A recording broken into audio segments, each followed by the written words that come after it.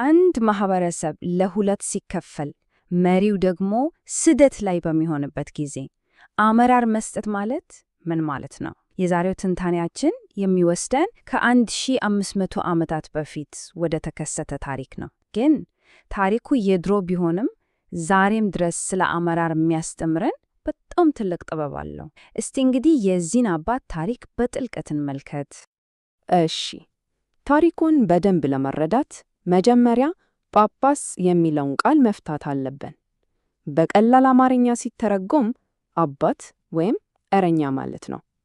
ስለዚህ ይሄ ስያሜ ከመነሻውኑ ስለ ስልጣን ሳይሆን ስለ ኃላፊነት ነው የሚያወራው፣ የመጠበቅ የማገልገል ኃላፊነት። ታዲያ ይህ የእረኝነት ኃላፊነት ምን ያህል ነው ክብደቱ? የመጀመሪያው ነጥባችን ይህን ነው የሚያሳየን፣ የአመራር እውነተኛው ክብደት። በዘመኑ የነበረው አመለካከት ይሄ ነበረ። ጵጵስና በሰማይ ትልቅ ክብር ሊሆን ይችላል፣ ግን በምድር ላይ ሊሸከሙት የሚከብድ ሸክም ነው። እንዲያውም አንድ ሰው በራሱ ላይ ካልቸከነ በስተቀር ይህንን ኃላፊነት መመኘት የለበትም የሚል በጣም ጠንካራ እምነት ነበር። ቅዱስ ጳውሎስ መልካም ሥራን ይመኛል ሲል የሥራውን ክቡርነት እያደነቀነው እውነት ነው። ግን ደግሞ ይሄ ጥቅስ የሳንቲሙን ሌላኛውን ገጽታም ያሳያል። መልካም ሥራ መሆኑ በዛው ልክ ፈተና እንደማይለየው፣ ክብር እና ሸክም አብሮ ነው የሚሄዱት።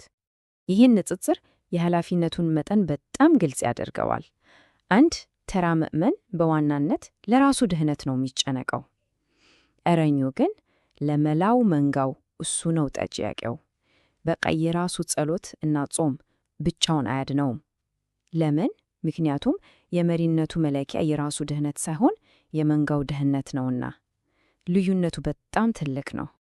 እና ይህ ቀድሞውንም በጣም ከባድ የነበረ ኃላፊነት በታሪክ ውስጥ ታይቶ በማይታወቅ ታላቅ ቀውስ ሊፈተን መሆኑን ማንም አላሰበም ነበር። ቤተ ክርስቲያኒቱ ለሁለት ልትከፈል አንድ ሐሙስ ቀርቷት ነበር። ይሄ የጊዜ ሰሌዳ እንደሚያሳየው ለ400 ዓመታት ያህል በአንድነት የቆየችው ቤተ ክርስቲያን አንድ ወሳኝ መፍረቂያ ላይ ደረሰች። በ451 ዓመት የተደረገው የኬልኬዶን ጉባኤ ሁሉንም ነገር ነው የቀየረው። ከዚያች ቀን በኋላ አንድ የነበረው ነገር ለሁለት ተከፈለ። ከዚህ ክፍፍል በኋላ እንግዲህ ሁለት ዋና ዋና ጎራዎች ተፈጠሩ። አንደኛው ወገን ተዋህዶ የሚባለው ሲሆን አንድ መሆን በሚለው አስተምህሮ ላይ የተመሰረተውን የቀደመውን ሐዋርያዊ ትምህርት አጥብቆ ያዘ። ሌላኛው ወገን ደግሞ መለካውያን ይባላል። እነሱ ደግሞ በመንግስት ድጋፍ አዲሱን ትምህርት ተቀበሉ። ያው የዘመኑ ታላቅ ግጭት የተጀመረው ከዚህ ላይ ነበር። ታዲያ ይችን የተካፈለችና በስደት የምትሰቃይ ቤተ ክርስቲያንን እንዲመራ የተመረጠው ማን ነበር? አሁን ወደ ታሪካችን ዋና ገጸ ባህሪ እንሸጋገራለን። ይህንን ከባድ ኃላፊነት የተቀበሉት በግብፅ መንበረ ማርቆስ 27ኛው ሊቀ ጳጳሳት የነበሩት አባ ጴጥሮስ ነበሩ። በታሪክ የሚታወቁትም ጴጥሮስ ሳልሳዊ ወይም ሦስተኛው ጴጥሮስ በሚል ነው። ሳልሳዊ ወይም ሦስተኛ የተባሉበት ምክንያት ከእርሳቸው በፊት በዚህ ስም የተጠሩ ሁለት ታላላቅ አባቶች ስለነበሩ ነው፣ ጴጥሮስ ቀዳማዊ እና ጴጥሮስ ካል።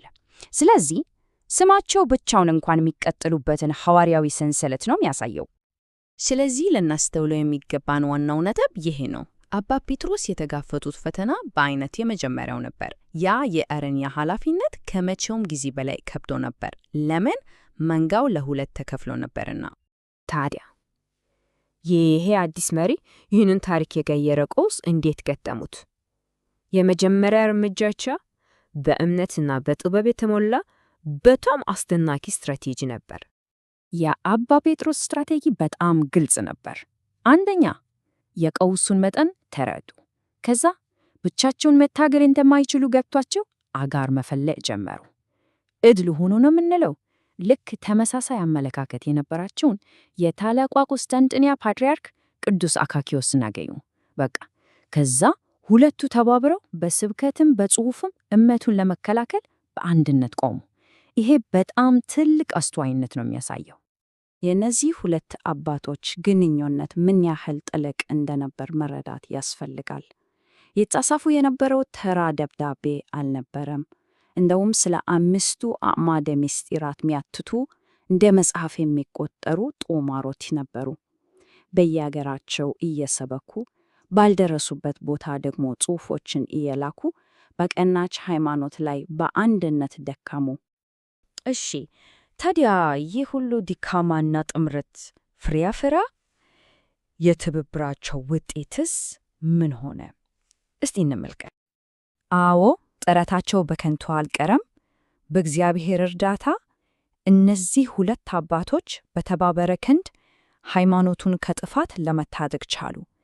ይህ ኅብረት ምን ያህል ታላቅ ኃይል እንዳለው የሚያሳይ ትልቅ ማስረጃ ነው። አባ ጴጥሮስም ሕይወታቸውን ሙሉ መንጋውን በትጋት ካገለገሉ በኋላ በሰላም አረፉ።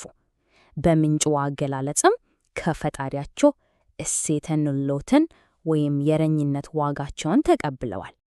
ይህ የ5ኛው መቶ ክፍለ ዘመን ታሪክ ዛሬም በጣም ጠቃሚ ትምህርት ይሰጠናል። ስለዚህ ይህንን ጥያቄ እያሰብን እንጨርስ።